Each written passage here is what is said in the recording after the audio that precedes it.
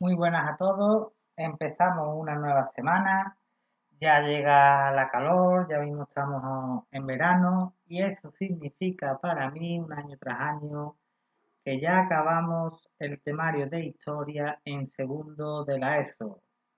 Acabamos el temario de historia no significa que acabemos las clases, porque continuaremos con geografía. Aquí os presento ya el último tema de historia para segundo de la ESO. En este caso es el siglo XVII, conocido también como el siglo del barroco, porque nace un nuevo movimiento artístico conocido con el nombre de barroco.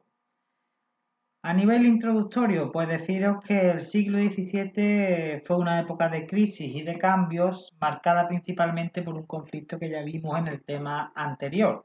¿Os acordáis de la guerra de los 30 años? Lo vimos superficialmente. En este tema lo veremos un poco más desarrollado. ¿Vale? Importantes cambios también que se van a producir. Bueno, más que cambios es evolución. ¿Vale? Se producirá una evolución de la monarquía autoritaria a la monarquía absoluta. ¿Vale? Una nueva concepción de monarquía absoluta. Ahora veremos sus características. Pero que es muy, muy parecida a la monarquía autoritaria. ¿Qué más cosas veremos en este tema? Pues veremos también un poco de sociedad, por qué se le conoce al siglo XVII siglo de crisis, ¿vale? En concreto en el ámbito de la demografía, la población se va a reducir por diferentes motivos, que los veremos a continuación. Más cositas que vamos a ver en este tema, pues también veremos cómo la ciencia, vimos cómo en el humanismo nacía ya la concepción de una nueva ciencia, pues ahora ya veremos en este tema cómo ya se afianza, ¿no?, ese desarrollo científico, ¿vale? Veremos algunos avances y algunas nuevas proposiciones que se sugieren. Y terminaremos, evidentemente, con un poco de arte barroco, ¿vale? Veremos pocas características y algunos cuadros y poco más, ¿vale? Comenzamos. Bien, lo que os he comentado, en el siglo XVII en Europa y en España se van a producir importantes cambios, ¿vale? Primero, y uno muy importante, acordaros con, digamos, con los Austrias menores, esa hegemonía de la monarquía hispánica de los Austrias que existía con los Austrias mayores, ya va a empezar a ir de capa caída, es decir, va a restar importancia a esa hegemonía en el ámbito mundial, ¿vale? Esa hegemonía de la monarquía hispánica, el paso de la monarquía autoritaria a la monarquía absoluta y el surgimiento del arte barroco, eso ya lo he dicho. Vamos a empezar por política, ¿vale?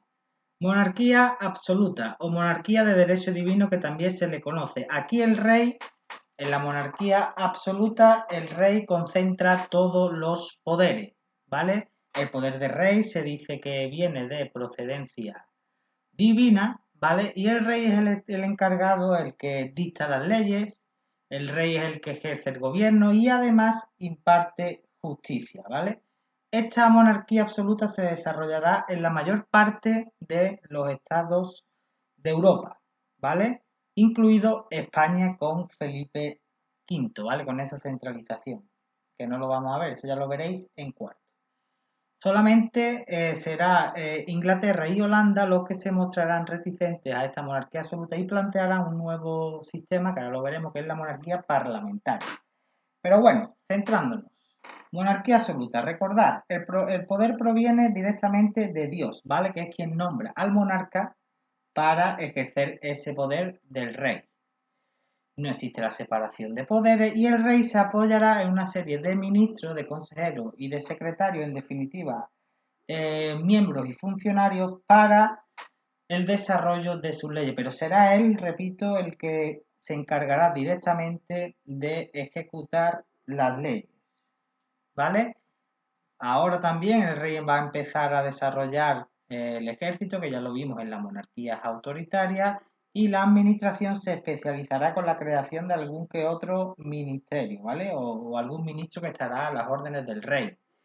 El monarca residirá en los grandes palacios. En la era del barroco, digamos que se crearán los grandes palacios con el fin de mostrar el poder del rey. eso pasaba lo mismo que con las iglesias. Las iglesias, la más bonita, la que más resaltara, eso denotaba poder religioso de esa ciudad. Pues con los palacios va a ser lo mismo. Mientras más grande sea el palacio, va a demostrar que el rey tiene más poder, ¿vale? Destacará evidentemente el que ya vimos, el Escorial de Madrid, acordaron con Felipe II, pero sobre todo el Palacio de Versalles en París. Vale, la monarquía absolutista va a intervenir en la economía, ya que el rey es, como su propio nombre indica, monarquía absoluta, va a controlarlo todo y se va a encargar de crear una serie de manufacturas nacionales y de compañías comerciales para seguir enriqueciéndose. El sistema económico que se implantará con la monarquía absoluta es el conocido como mercantilismo. ¿Vale? Del mercantilismo lo que defiende es que la riqueza proviene de la acumulación de metales preciosos.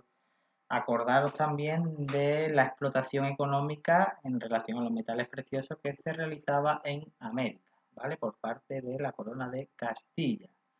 Y por último, evidentemente, el monarca debería de contar con los privilegiados, acordaros de los grupos privilegiados y los no privilegiados, en este caso el grupo de los privilegiados deberá de contar con el apoyo de la nobleza y el clero. Pero solamente es eso, ¿vale? Apoyo. ¿Qué es lo que hace el rey para contar con ese apoyo? Pues digamos que se acerca tanto a la nobleza como al clero cerquita suya, ¿vale? Es decir, se lo acerca a su corte y se rodea de nobles y además le concede rentas y privilegios, ¿vale? Para que estos grupos privilegiados vivan bien y no discutan ninguna de las políticas o planteamientos que realiza el monarca, ¿vale? Aquí tenéis una foto mía, dos fotos mías en el Palacio de Versalles. Esta que tenemos aquí es el salón interior, el salón más importante, el conocido como Salón de los Espejos, Sala de los Espejos. Y aquí tenemos la entrada, ¿vale? Aquí era donde se accedía a el habitáculo donde vivía el monarca. Los monarcas, ¿vale? Porque vivieron más algunos que otros. El monarca absolutista más importante por excelencia es el conocido como Rey Sol, ¿vale? Luis XIV de Francia. Fijaros, Luis XIV cogió el sol como emblema. El sol representa a Apolo, dios de la paz y del arte. También es el astro que da la vida a todas las cosas, que es la regularidad en sí misma y que sale y se pone. A imagen del dios, Luis XIV, héroe guerrero, trae la paz, protege las artes y es el dispensador de todas las gracias. Ese era el encabezamiento de su discurso siempre, ¿vale? Acordaros que os he dicho con anterioridad que existía un planteamiento alternativo a la monarquía absoluta, que en este caso era la monarquía parlamentaria. Se dio concretamente en dos países europeos, ¿vale? En Inglaterra y en Holanda. ¿Cuál es la diferencia de la monarquía absolutista con la monarquía parlamentaria? Pues que la monarquía parlamentaria, el poder del rey, que en el caso de la absolutista concentraba todos los poderes, en este caso en la parlamentaria el poder del rey queda limitado por el Parlamento. El Parlamento no es más que una serie de cámaras constituidas principalmente por personajes de la nobleza, ¿vale? Que se encargan de limitar ese poder del rey, ¿vale? El rey conservaba el poder ejecutivo, pero el poder legislativo era competencia del propio Parlamento, que es quien votaba las leyes, y el rey las ejecutaba, ¿vale? Aquí tenemos un ejemplo de Parlamento inglés, que en este caso, en la Inglaterra de esta época, estaba compuesto por dos cámaras, ¿vale? La Cámara de los Lores y la Cámara de los Comunes. El gran conflicto del siglo XVII, ¿cuál es? La Guerra de los 30 años, ¿vale? La Guerra de los 30 años no es más que un conflicto que digamos que va a surgir entre varias potencias europeas, ¿vale? Será principalmente la dinastía de los Austria, tanto en el caso de Alemania como de España, contra los príncipes protestantes alemanes, ¿vale? Y evidentemente a los príncipes protestantes alemanes se unirá el principal enemigo de los Austria, que era Francia, la Francia de la dinastía de los Borbones, ¿vale? El periodo será entre 1618 y 1648. ¿Por qué surge la guerra? Pues principalmente la guerra surge por intereses políticos, por intereses territoriales y por intereses religiosos, ¿vale? En cuanto a los intereses políticos es por la alianza para acabar con el poder de los Habsburgo. Acordaros el gran auge del imperio de los Habsburgo, en este caso de la dinastía de los Austrias en España. ¿Vale? También los Países Bajos querían independizarse de España y aprovecharon la situación. Y luego está el conflicto religioso que ya os comenté en el anterior tema, ¿vale? Entre los estados puramente católicos y los nuevos estados que defendían la religión católica, pero la protestante, es decir, la seguidora de Martín Lutero o de Juan Calvino, ¿vale? Sobre todo de Martín Lutero. Este conflicto durará unos 30 años y se pone fin con la paz de Westfalia en 1648, que traerá una serie de consecuencias, ¿vale? Aquí os dejo el mapa con la repartición territorial que se produce después del conflicto. Y este tratado de Westfalia, digamos que se va a reordenar un poco el mapa europeo, le realizará concesiones a Francia y a Suecia, se producirá por fin esa exigencia, que es uno de los motivos de la Guerra de los 30 años, que es la independencia de Holanda, ¿vale? Y además, digamos que los estados alemanes, estos que están aquí, ¿vale? La famosa Confederación Germánica, ya esos estados alemanes van a presentar una autonomía, ¿vale? ¿Autonomía de quién? Autonomía del poder de los Austria, de esa dinastía de los Habsburgo, ¿vale? Consecuencias que traerá esta paz de Westfalia, ya lo hemos dicho, se va a recomponer el mapa político europeo, ya va a haber un cambio en el dominio hegemónico. Antes era la dinastía de los Habsburgo, representada por el Sacro Imperio y por España, y ahora será ya un dominio, después de la paz de Westfalia, de la hegemonía francesa, es decir, de ese Luis XIV que hemos visto. El retroceso y hundimiento del imperio de los Austrias, España ya pasa a ser una potencia secundaria, ¿vale? Y la fragmentación de Alemania, que hemos visto que se disuelve el Sacro Imperio Germánico, ¿vale? Eso más o menos. En cuanto a religión, pues se va a poner fin a las guerras de religión que hemos comentado con anterioridad, se va a aceptar la existencia de esas iglesias protestantes, que se dará sobre todo en la parte de Holanda, Dinamarca, Suecia y zonas de Alemania, ¿vale? Y el sur de Europa se mantendrá católico, con el principal eje, acordaros que era la ciudad del Vaticano, ¿vale? Se afirmará también, se afianzará, mejor dicho, la monarquía absolutista, y este es el resultado de esa guerra de los 30 años, que se pone fin, acordaros, con la paz de Westfalia. Vale, ¿por qué se conoce este siglo XVII como una época de crisis en Europa? Pues por lo que os he comentado con anterioridad, por la crisis demográfica y por los tiempos de guerra que se van a producir durante este siglo. ¿Por qué se habla de crisis demográfica? Pues principalmente porque ese crecimiento demográfico que estábamos asistiendo en siglos anteriores se va a paralizar, e incluso va a haber un decrecimiento de la población, ¿vale? Va a retroceder ese crecimiento de la población. ¿Debido a qué? Debido a malas cosechas, a hambrunas, a epidemias, a la migración a América y a las diferentes guerras. En cuanto a los conflictos que se producen en el siglo XVII, el principal ya lo hemos visto, que es la Guerra de los 30 años, ¿vale? Motivos religiosos, territoriales, etcétera.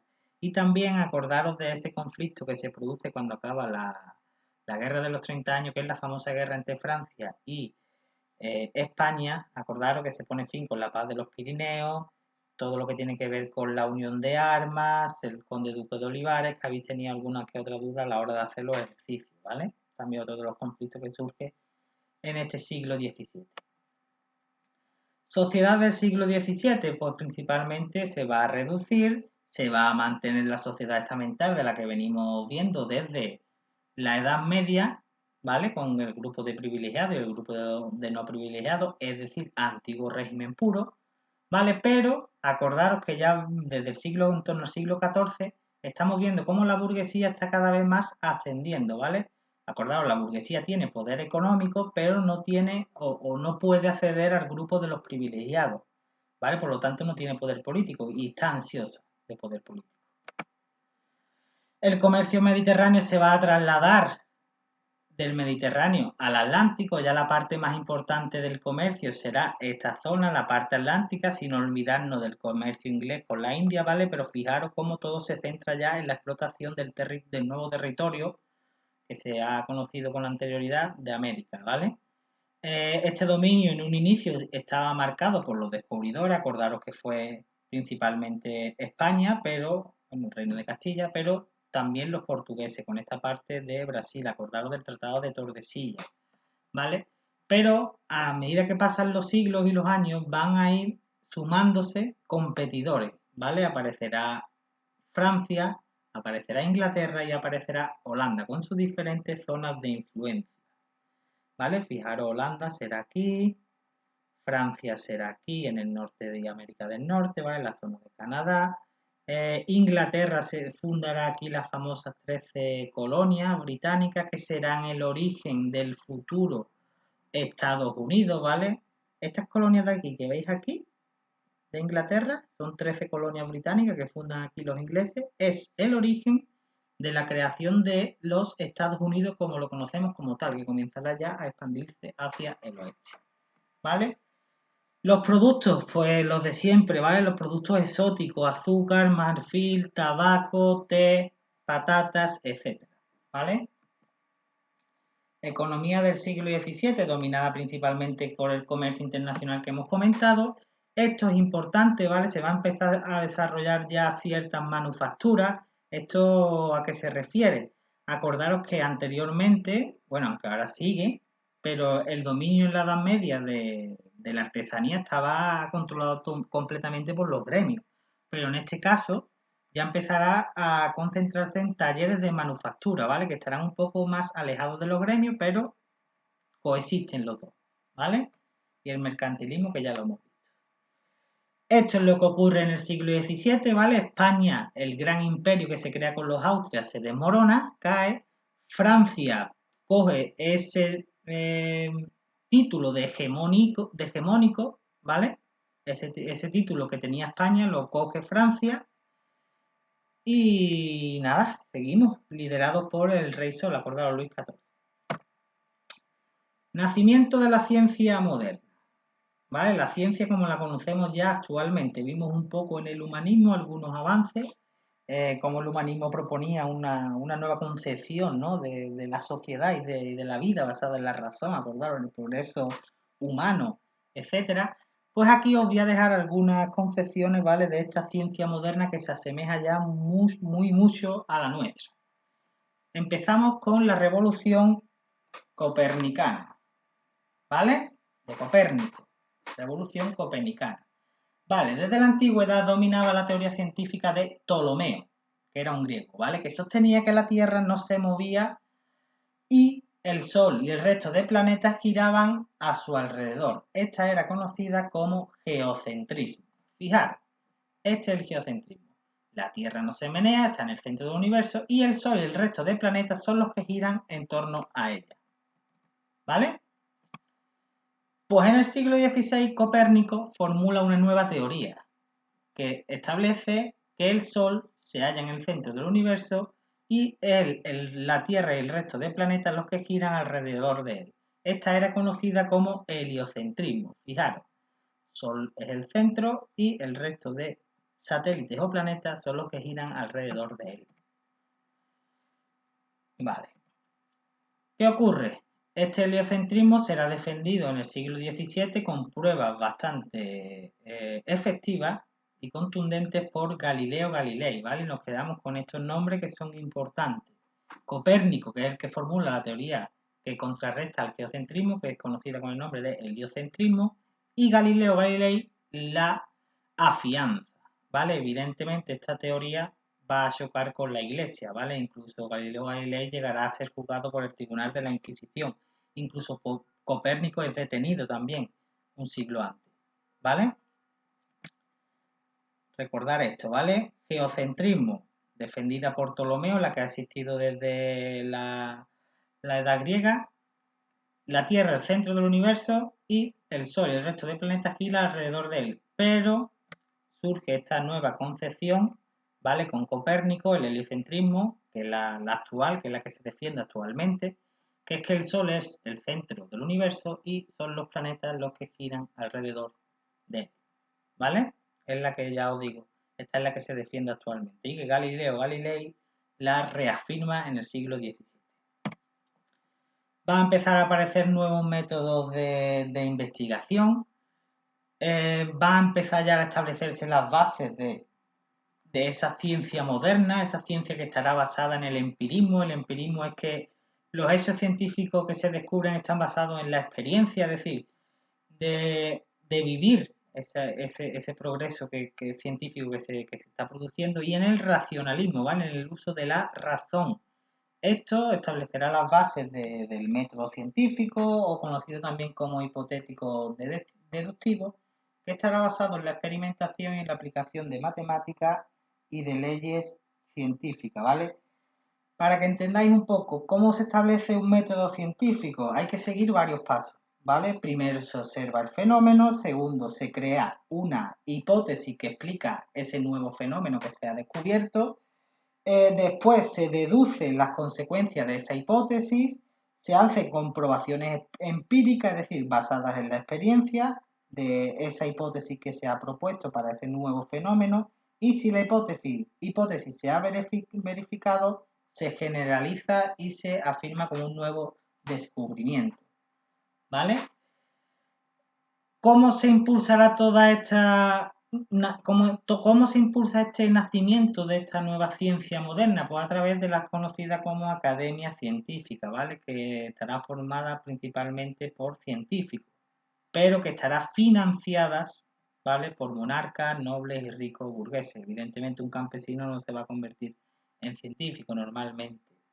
Es cierto también, esta academia científica estaba totalmente apartada la mujer, las mujeres no tenían acceso a esas academias hasta ya bien entrado el siglo XX, y destaco aquí una astrónoma alemana conocida como Maria Wilkelmann, que se dedicaba a la ciencia, ¿vale? Aunque solo de este siglo, del siglo XVII, aunque solo como ayudante de su marido, pero era una gran astrónoma, ¿vale? Aquí os dejo algunos de los descubrimientos que se producen a lo largo del siglo XVI y XVII. Por ejemplo, Mercator idea un sistema de la representación cartográfica de la Tierra, que es el mapa mundi que tenemos actual. Se construye el primer microscópico. Fijaros, hablamos del siglo XVI y XVII, cómo ya se va avanzando científicamente. Pascal construye una calculadora mecánica, Torricelli descubre cómo se mide la presión de la atmósfera, cómo ejerce la atmósfera presión sobre la superficie terrestre, Newton formula la ley de gravedad, etcétera, ¿vale? Importantes descubrimientos, repito. Importante también esto, aunque es cierto que el siglo de oro español abarca varios siglos, pero tenía yo interés de meterlo, y por lo menos para que lo conozcáis, lo que es el siglo de oro español, que es un periodo histórico en el que va a florecer realmente el arte y las letras castellanas, ¿vale? Y que va a coincidir evidentemente con ese auge político y militar del Imperio Español y de la dinastía de los Austrias. Este siglo de oro español es una de las edades de las que nos tenemos que sentir más orgullosos, porque es donde va a florecer realmente esos artistas, ¿no? De la corona de Castilla y de la corona de Aragón, en fin, del reino de España, ¿vale? En la literatura, en la arquitectura, en la pintura. La literatura no podemos olvidar nunca de Cervantes, ¿no? Y el Don Quijote de la Mancha, Lope de Vega, Quevedo, Góngora. En arquitectura, pues Pedro de Rivera, ¿vale? Las famosas plazas mayores de Madrid, de Salamanca. En escultura, a Surriguera, el estilo surrigueresco es muy importante, como destaca el retablo de San Esteban en Salamanca. Y luego ya en pintura es una auténtica barbaridad, ¿vale? Destaca el gran Velázquez, ¿no? Supongo que lo conocéis, ¿no? El Velázquez con las Meninas o algunas de otras de sus grandes obras. José de Rivera, Murillo, Zurbarán, en definitiva una gran cantidad de artistas y de eminencias literarias que para mí yo creo que es importante que lo conozcáis, y que por lo menos sepáis encuadrarlo en una época, ¿vale? Conocido como siglo de oro español.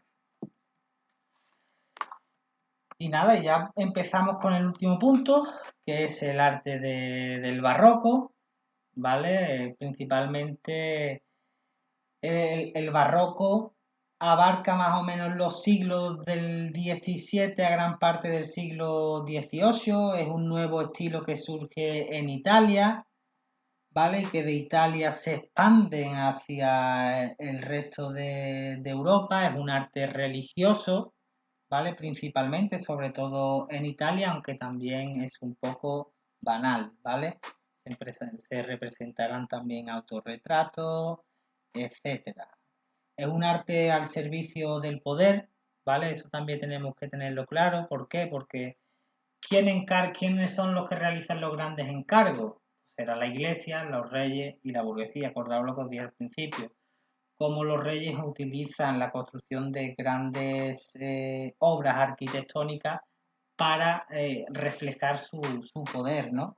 Esto se verá reflejado. Los burguesía comerciantes igual contratarán obras que creen obras de arte para demostrar su poder económico, ¿no? Y luego la iglesia, evidentemente.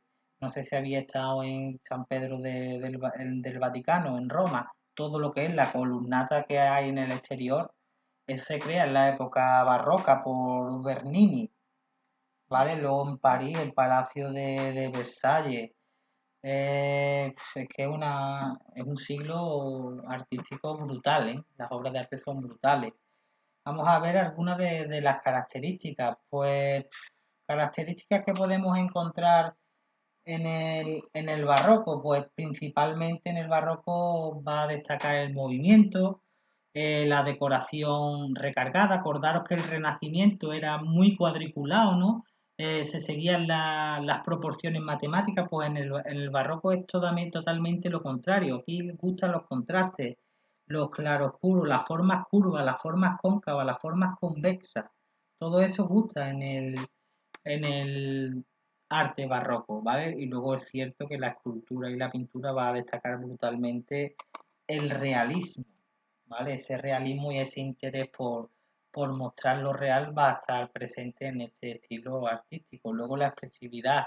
Siempre que veáis una obra de arte, ya sea pintura o escultura, y veáis expresión en sus caras y en sus movimientos, y estos barrocos, vamos, 100% seguro, ¿vale? Se va a ver naturalismo, esas composiciones que van a demostrar un poco de movimiento y, como ya digo, los contrastes, ¿vale? Esos famosos contrastes de claro oscuro, ¿vale? Ya esto lo he dicho, el foco del barroco nace en Italia y se expande al resto de Europa. En España el barroco es muy importante, ¿vale? Hay dos centros, en Castilla y en Andalucía, ¿vale? Que será principalmente Sevilla. A los que les guste la Semana Santa, las grandes obras de Sevilla, como el Cristo del Gran Poder o no sé, o la Inmaculada de Alonso Cano, todo esto es de época barroca, ¿vale? Aquí os dejo alguna que otra imagen, ¿vale? De el arte del barroco. Fijaros, este es el Palacio de Versalles, ¿vale? En Francia. Aquí tenemos la Galería de los Espejos del Palacio de Versalles, que es donde habéis visto mi foto anteriormente. Fijaros, esto es una obra de Rubens. ¿Veis la expresividad que os comenté antes? Se nos ha olvidado, vale, aquí por ejemplo, ¿veis la majestuosidad que quieren demostrar los monarcas como centro de concentración de todo el poder? Es una barbaridad, ¿vale? Es puro teatrismo y todo muy sobrecargado, ¿vale? Otra de las características del arte barroco es las obras muy sobrecargadas. Esta obra de Rubens, ¿veis la expresión de movimiento? ¿Veis la expresión en sus caras? ¿Veis los claroscuros? ¿Vale? De Jan Vermeer también, muy importante La mujer con la perla también, aunque esta la copa de vino también es importante. Fijaros San Carlos de las Cuatro Fuentes, de otro de los artistas muy importantes, de Borromini, ¿vale? Otra eminencia barroca. Fijaros lo que hablamos antes, los salientes, los entrantes, las formas cóncavas, conversos, ya los frontones están partidos, columnas gigantes, todo eso es típico del barroco. Fijaros esta maravilla de Apolo y Dafne de Bernini, el escultor más importante, ¿vale? Del barroco. Fijaros las líneas curvas que se presentan, que da una especie de equilibrio, ¿no? Y cómo, fijaros cómo se intenta coger lo que quiere representar, ¿no? De esa alegoría de Apolo y Dafne, cómo se refleja eso en un trozo de mármol, es una auténtica preciosidad. Lo que os comentaba antes, la plaza y la columnata de San Pedro del Vaticano, de Bernini, Caravaggio, otro gran pintor barroco, ¿vale? Italiano, una de sus obras importantes, el Santo Entierro, Rubens, Pedro Pablo Rubens también, que otra de sus obras era Las Tres Gracias, que os recordáis que es muy bonita también, os aconsejo a buscarla. La Ronda de Noche de Rembrandt, otro gran autor también del barroco, ¿vale? Tanto Rubens como Rembrandt son flamencos, ¿vale? De la parte de Holanda, de las Provincias Unidas. Vermeer, otro el taller del pintor. Este ya es español, ¿vale?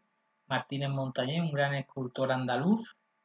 El San Jerónimo, Gregorio Fernández con el Cristo yacente. Fijaros lo que hablamos de la expresividad de las caras, ¿eh? ¿No veis cómo denota y refleja una gran expresión en su cara de dolor? Es una auténtica barbaridad y una preciosidad. La Inmaculada de Alonso Cano. Martinio de San Felipe de José Rivera, un gran pintor también español. Esta es de Zurbarán, en San Hugo, el refectorio de los cantineses, ¿vale? Otra obra de Zurbarán.